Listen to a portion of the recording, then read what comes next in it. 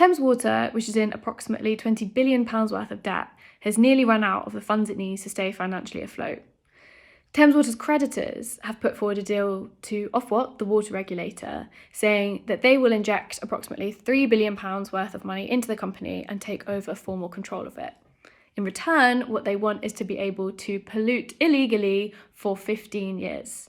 Despite their abysmal record on sewage pollution, whereby Thames Water have relentlessly treated our rivers and seas like open sewers in return for profit, they are asking to be rewarded for that failure by setting their own rules and regulations on pollution.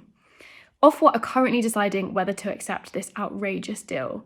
Now, the good news is that a decision has already been delayed because the terms of this deal are so outrageous. It's completely at odds with what the government is saying on regulation and how regulation will fix the water crisis.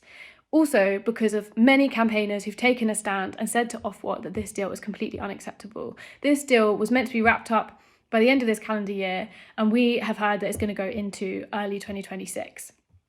Why is this deal so important? Well, because if Ofwat say yes to it, Thames Water will stay in private hands with a degree of financial stability. However, if Ofwat say no, as they absolutely should do, then there's a possibility that Thames Water will go into special administration, which is a form of temporary public ownership.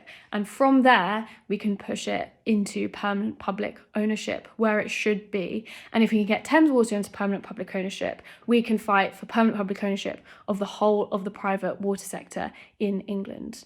So please do, if you haven't already, take a minute to click the link, send an email to Ofwat, tell them that this deal must not go ahead.